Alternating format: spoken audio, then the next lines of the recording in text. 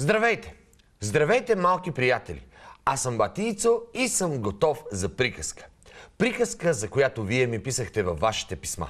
Приказка, която знам със сигурност, че ви е една от любимите. И не само на вас, а на децата по целия свят. Приказка, която е толкова любима също и на мен. Това е една приказка на Александър Сергеевич Пушкин. Приказка за рибаря и рибката. В продължение на няколко предавания ще ви разкажа тази прекрасна и поучителна приказка. Надявам се да ви хареса. Приятно гледане! Живял дядо със своята баба край морето синьо и дълбоко. Те живели в схлупена каштурка цели 33 години.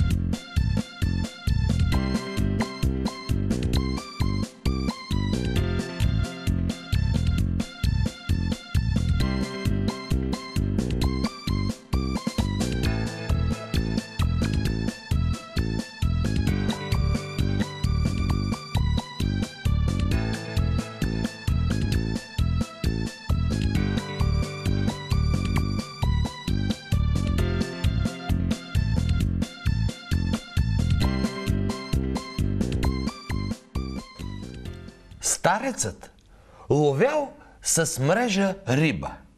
Бабата си прела своята прежда.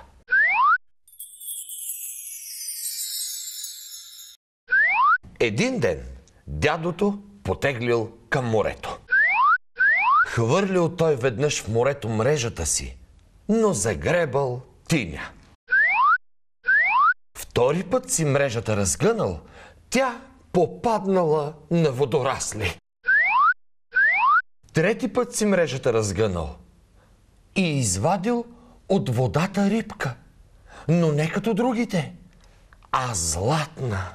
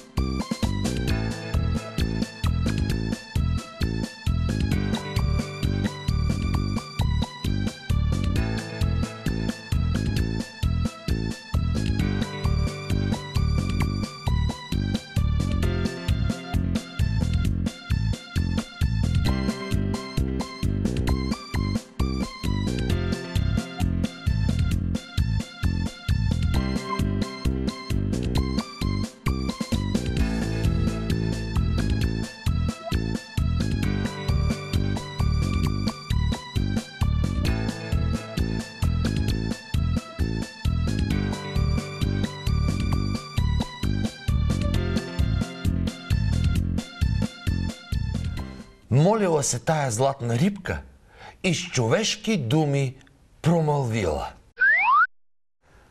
"Моля те, върни ме пак в морето. Ще ти заплатя безценен откуп. Ще ти дам каквото пожелаеш. Старецът учуден се изплашил. Толкова години рибарувал, не бил чувал риба да говори. Пуснал я и галено и рекал: хайде с Богом, моя златна рибке! Твоят откуп мене ми не трябва. В синьото море си поминувай, в синьото море на воля плувай. Старецът при бабата се върнал, казал и за станалото чудо.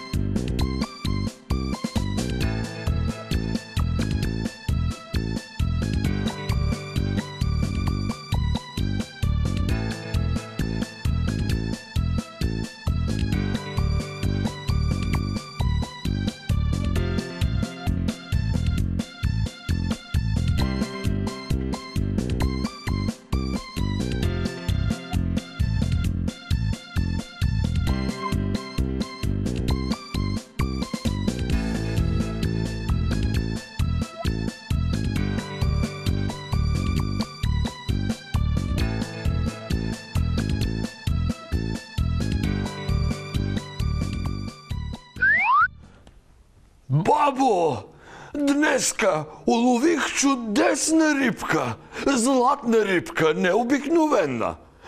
Тя по-нашенски ми проговори, да я пусна в морето ме помоли. Бабо, откуп скъп ми рибката предложи, даваше ми, що си пожелая. Бабо, откупа и не посмях да взема. В синьото море аз пак я върнах. Бабата нападнала старика. Глупав си, като трева острика. Не си взел от рибката ти откуп. Да бе взел поне едно корито, че нашето, гледай, цялото пробито.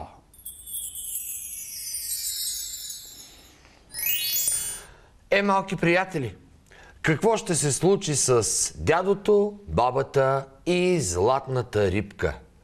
И дали дядото ще успее да измоли златната рибка за ново, здраво и хубаво корито, ще разберете в следващото вълшебство на стъкло.